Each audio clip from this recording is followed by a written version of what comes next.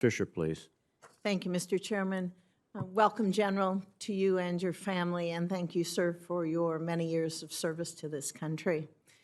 General, this morning we read in the Washington Post about an Army review of the Afghanistan drawdown. The report highlights the extent to which the Biden administration's poor planning forced our service members into an incredibly dangerous and an incredibly chaotic situation during that evacuation.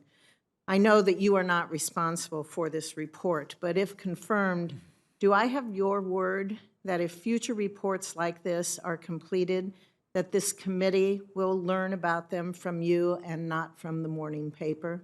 Yes, Senator. Thank you. I wouldn't think that members of this committee would have to make a FOIA request in order to learn information that should be brought forward in a positive way to keep us informed so that we can perform our oversight responsibilities. General, based on your prior experience that you've had in the region, your knowledge of the region, what do you assess to be the most significant challenges for CENTCOM to carry out an over-the-horizon counterterrorism strategy in Afghanistan? Senator, over-the-horizon capability is extremely difficult, but not impossible. I think the biggest challenge for Afghanistan is that it is a landlocked country.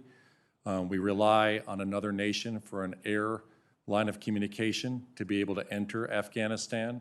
The distances required to fly ISR is great. We spend approximately 2/3 of the time flying there and getting back versus over the target. So it is resource intensive to be able to do the finding and then the fixing and the finishing of those targets that you're going after. I think we need to reinvest in a lot of our intelligence capabilities, our human intelligence capability that was lost during the withdrawal.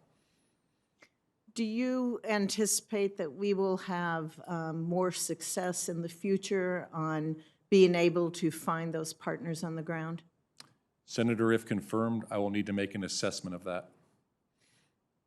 Do you know of any ongoing conversations about basing agreements with neighboring countries that would be helpful to us in being able to do the over-the-horizon CT?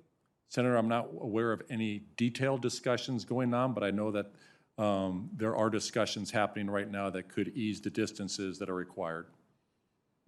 I would hope if you do, you would contact us so that we can keep up to date on the progress or lack thereof in this regard, because it is so vital to our commitment that we have and in Afghanistan and the needs that we have to meet in Afghanistan.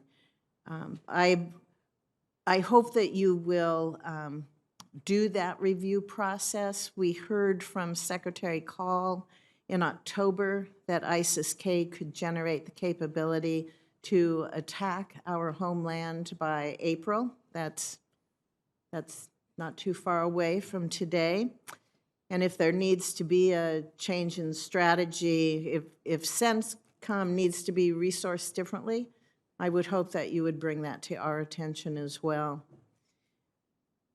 Senator, I will. Thank you.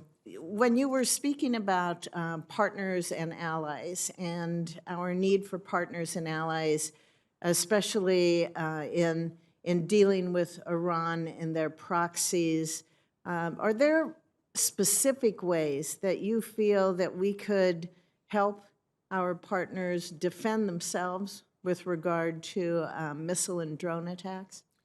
Senator, I believe that's probably the area with some of the greatest opportunity in terms of working towards an integrated air and missile defense.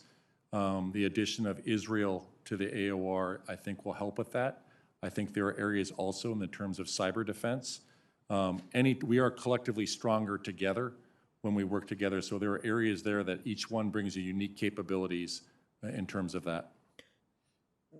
From your comments, I would imagine that you would then be a strong advocate for providing Israel with the defensive means that they need. Senator, I am. Thank you very much. Thank you, Mr. Chairman. Thank you.